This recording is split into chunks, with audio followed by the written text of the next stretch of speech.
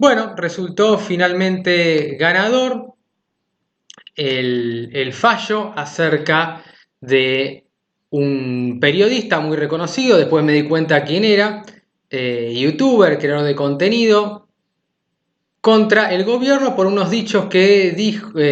escribió en la plataforma Twitter, una plataforma que ustedes conocen, y de que se lo imputó básicamente de amenazas e incitación a la violencia colectiva, entiéndase artículo 149 bis, artículo 212 del Código Penal y el artículo 3, segundo párrafo de la ley 23.592, que es la ley de actos discriminatorios o la ley antidiscriminación, como a ustedes más les guste. Entonces se lo iba a imputar por 3 hechos en total. Entonces se imputa al periodista por los delitos previstos en el artículo 212 del Código Penal y el artículo 3, segundo párrafo de la ley 23.592. Debido a que no podía desconocer su capacidad de influenciar a otras personas, más aún teniendo en cuenta el especial contexto en el que publicó su mensaje, pleno contexto de emergencia sanitaria, coronavirus y demás. Se trataba de un momento en donde los ánimos se encontraban muy calientes por las medidas tomadas por el gobierno en virtud de la emergencia sanitaria. Bueno, todos sabemos que él es un claro opositor al gobierno de turno. Bueno, luego vamos a ir con esto que ven aquí abajo. Entonces, lo importante aquí es que el juez federal número 2 de Córdoba, el juez de primera instancia, ordena el sobreseimiento del imputado por los delitos previstos en el artículo 212 y artículo 3, segundo párrafo de la ley 23.592, por el primer hecho, 149 bis, que es amenaza, 212, que es incitación a la violencia colectiva, y el artículo 3, segundo párrafo de la ley 23.592, hecho 2, y 239, que tiene que ver con resistencia a la autoridad en virtud del allanamiento a su morada por el hecho 3. Con respecto al primer hecho y en particular al tipo penal del artículo 212, señaló que la expresión se los aniquila en el contexto de la oración en que se usa resulta vaga, es decir, que es imprecisa, no es concreta, y no cuenta con los elementos necesarios para inferir una convocatoria concreta a actos de violencia. Entonces, no tiene la entidad suficiente como para poder encuadrar dentro de este tipo penal del artículo 212, que es incitar a la violencia colectiva. Es decir, básicamente buscar o agrupar gente para convencerla para que lleven adelante medidas de odio, comportamientos de odio contra un grupo determinado.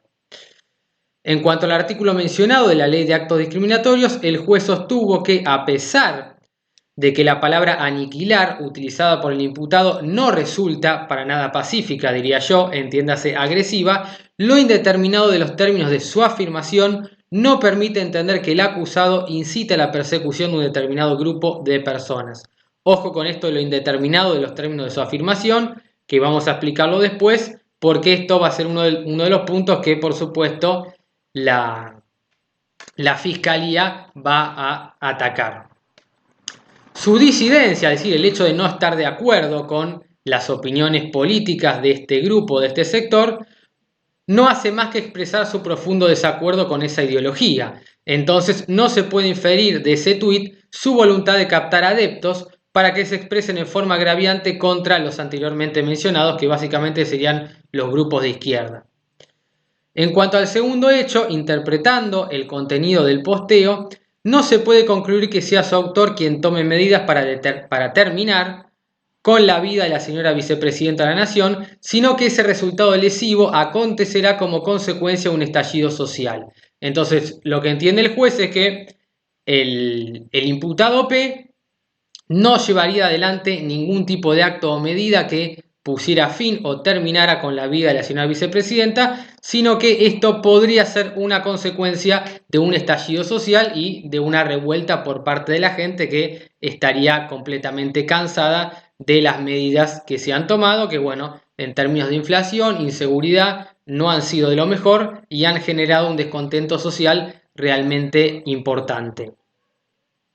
De la interpretación entonces de este texto se puede inferir que P cree que se está próximo a un estallido social al que la señora vicepresidenta no logrará sobrevivir. Dicho de otra manera, no va a poder sortear ese obstáculo y terminaría, si se quiere, falleciendo producto de ese estallido social y ese claro descontento social. Pero no que quien tomaría acciones directas sería P. Justamente eso no es lo que pasaría. No existe una amenaza concreta dirigida contra la expresidenta, entonces se entiende que el 149 bis no sería procedente porque no la está amedrentando para que tolere algo en contra de su voluntad, haga algo o deje de hacer algo, y menos aún van a existir elementos contundentes que permitan concluir o arribar a una conclusión, a la conclusión de que una acción de esta magnitud pueda ser llevada a cabo por el imputado. Entonces, para el juez no habría posibilidad de que ningún tipo de este tipo de acciones o conductas puedan ser llevadas a cabo por P. Con respecto a la ley mencionada, la ley 23.592 de actos discriminatorios, las expresiones emitidas por el imputado vía Twitter no son suficientes como para configurar el tipo objetivo ni cuentan con el dolo necesario, que sería el elemento subjetivo. Por dolo entendemos conocimiento e intención de llevar a cabo el tipo objetivo, es decir, que la persona actúe sabiendo qué es lo que está haciendo y con la intención de producir ese acto o esa lesión sobre la persona, que por supuesto requiere el artículo 3, párrafo 2 de la ley 23.592. En cuanto al último de los hechos, de los términos del acta de allanamiento, es decir, surge específicamente de ese documento, queda claro que P no imposibilitó de forma alguna el ingreso a su vivienda, es decir, no llevó adelante ninguna acción ni opuso fuerza para impedir el allanamiento, sino que se dificultó el ingreso por el hecho de que la puerta se encontraba asegurada con llave, sin existir otro recaudo que imposibilitare o dificultare el debido y correspondiente accionar ordenando al Poder Judicial. De lo que surge es que P habría estado durmiendo, producto de una extensa transmisión en vivo que habría hecho el día anterior, y por eso es que se dificultó un poco el ingreso, por el hecho de que estuviese con llave y él estuviese durmiendo, pero él no puso ningún tipo de resistencia. Por lo tanto, ese delito del 239 de resistencia a la autoridad tampoco sería procedente. En cuanto a este último supuesto de resistencia a la autoridad, la Cámara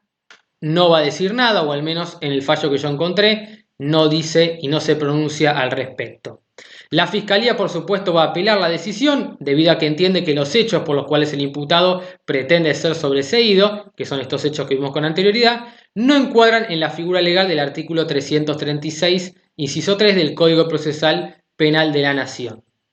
Entonces, la Fiscalía no está de acuerdo con la decisión del juez de primera instancia.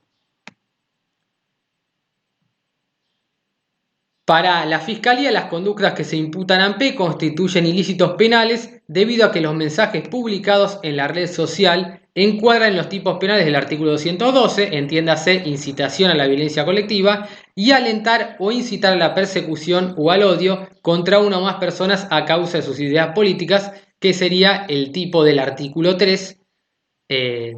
párrafo 2 de la ley 23.592. Se trata de delitos dolosos, justamente.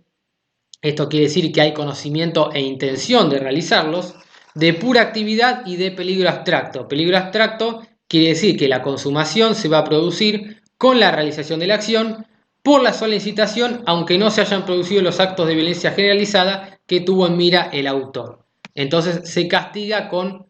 anterioridad a la consumación del delito por la potencialidad y la peligrosidad del delito. En cuanto a la expresión aniquilar, es más que agresiva y cita a la Real Academia Española, esto por supuesto a la Fiscalía,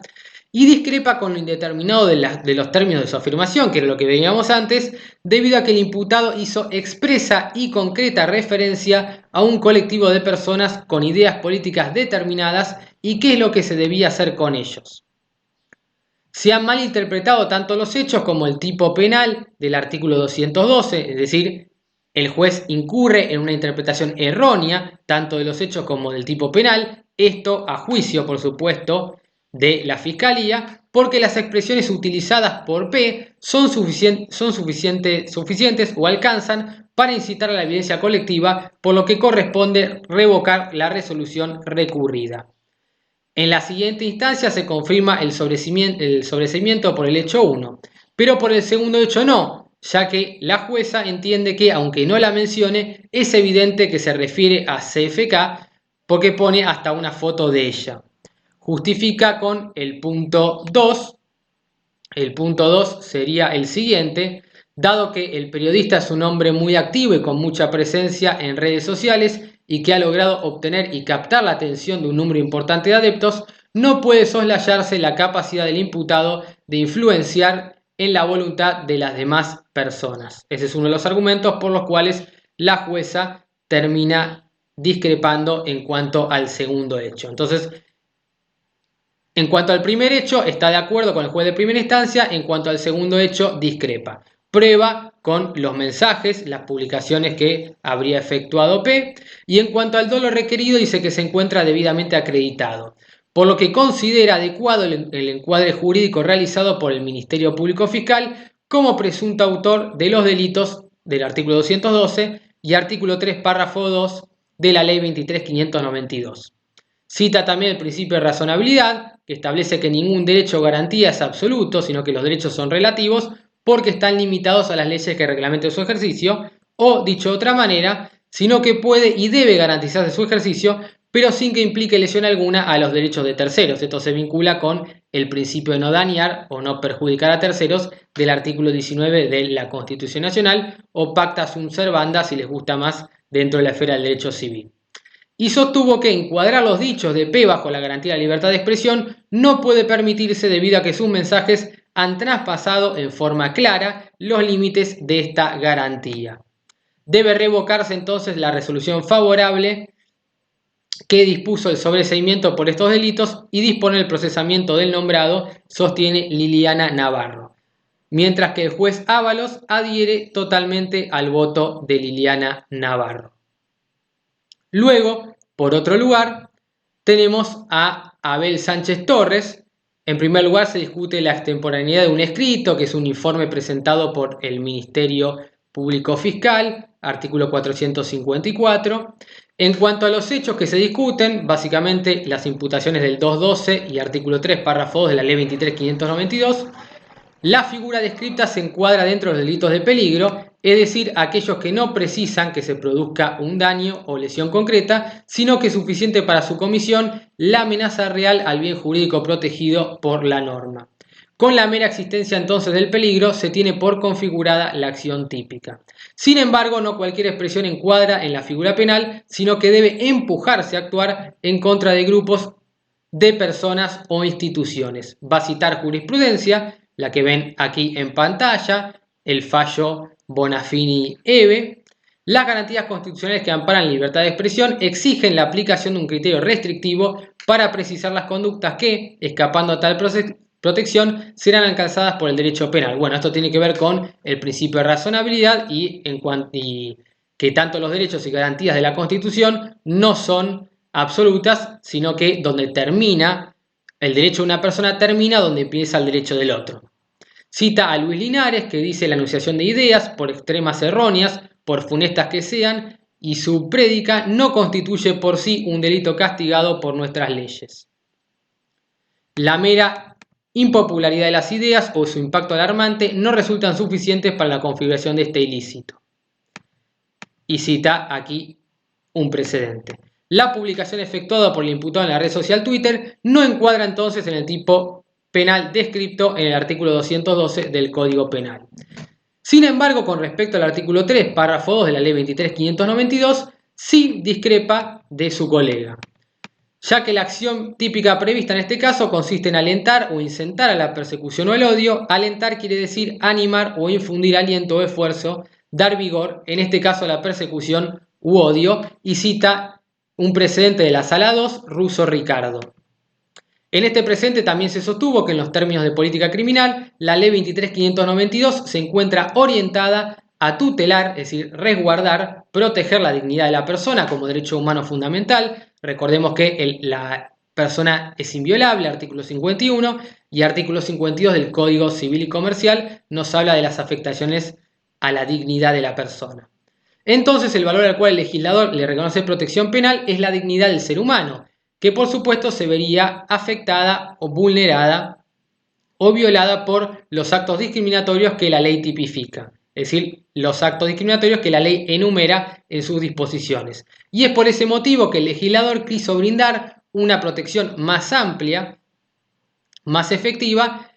a través o estableciendo penas privativas de la libertad y yendo de esta manera más allá de una sanción pecuniaria, es decir, una sanción civil, entiéndase, astreinte.